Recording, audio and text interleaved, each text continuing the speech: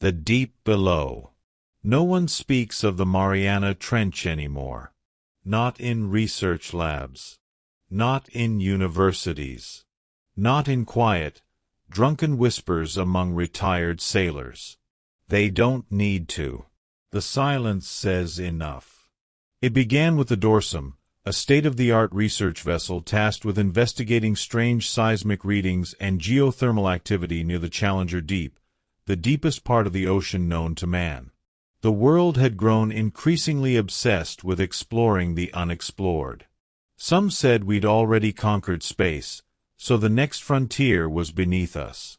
6 scientists made the descent that morning. Dr. Rhea Montrose, the expedition lead, marine biologist Evan Shaw, geologist May Tanaka, oceanographer Luis Cardoza, and engineers Tobias Green and Sienna Holloway. They were sharp, confident, and rational. The kind of people who believed that everything had a cause, a function, a reason. By the 3rd hour of the descent, the Dorsum submersible Mistral 1 hovered just above a newly formed crevasse near the trench floor, something the satellite imaging hadn't caught until the week prior. The rift seemed impossibly deep, absorbing the submersible's lights like ink spilled on velvet. It was then they saw it.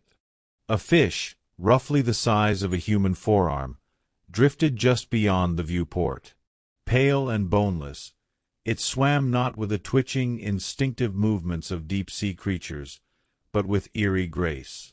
Its skin was translucent, its organs visible, but no one could identify any familiar internal structure. It had no mouth, no gills. But it had eyes, enormous, black, and unblinking. Eyes that watched. It shimmered slightly, giving off pulses of blue and green light that moved in repeating, hypnotic patterns. The team fell silent as they observed. Cameras recorded. May noted the pulse intervals. Luis traced radiation levels. But Rhea couldn't shake the feeling growing in her gut. It wasn't just that they were observing the fish. It was that it was observing them and responding. The light patterns changed each time they moved or spoke. Morse-like. Deliberate. Evan, half-joking, wondered aloud if it was trying to talk. No one laughed. Then everything changed. The lights outside the sub faded, not flickered or dimmed mechanically, but vanished, like something had swallowed the illumination whole. At first, they thought it was a systems failure, but the power remained stable. Internal lights glowed. Monitors still ticked. Then came the vibration. It started as a soft hum beneath the floor, like a distant engine. But it deepened, becoming a low, resonant thrumming that set their teeth on edge. Tobias checked every system. Nothing reported wrong, but the water pressure readings began to spike erratically. Up, down, then still. Too still. Then something moved. Just beyond the reach of their backup floodlights, the water shifted. Slowly. Massively. A shape. A presence. Nothing clearly seen.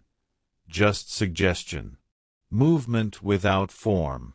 Like watching a mountain slide past a window in the dark. Rhea instinctively reached to shut off the external lights. The others didn't question it. They all felt the same thing. Whatever it was, it hadn't seen them, yet. As the shape passed, they caught a glimpse of one feature, an eye. Massive. Unfathomable in scale. And ancient. Not in age, but in origin. It wasn't the eye of a predator. It wasn't angry. It wasn't hunting.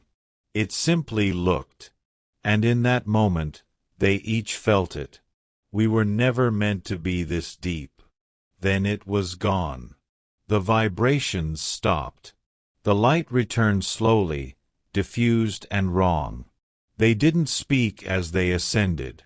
No one had to tell Rhea to abort the mission. She'd already given the command before she even realized she was speaking. Back on the dorsum, no one celebrated. They didn't even unpack the gear. Each member filed their report, each more vague than the last. Luis couldn't explain why the radiation spiked before the appearance. May wouldn't speak of the fish again. Tobias deleted all visual logs without being told.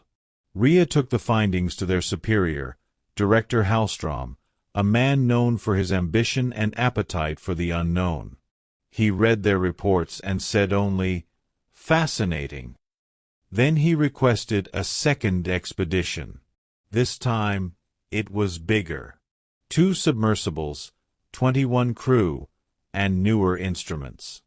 Hallstrom himself remained on the surface vessel, observing remotely. The team descended during clear seas, under full power, with every assurance of safety. 3 hours into the dive, all contact was lost. No warning. No mayday. No signal. No one ever resurfaced. Search and rescue turned up nothing. No debris, no oil slicks, not even a pressure anomaly. Just silence. The same unnatural stillness that had followed the first team home. The Mariana Trench was quietly blacklisted from future missions. Funding vanished. Permits denied.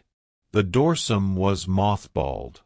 The survivors of the first team faded into obscurity, some taking teaching jobs, some leaving science altogether. Rhea Montrose never gave another interview. Her last public statement was just 5 words, spoken during a guest lecture she walked out of halfway through. "We were never alone down there." Even today, ships passing above the trench report strange phenomena. Compasses that spin, sonar that screams static, and an overwhelming sense of being watched. Some captains alter course entirely to avoid the area. The ocean is vast. We have explored so little of it. But in that little sliver we've dared to enter, we were warned. Something saw us, and it remembers.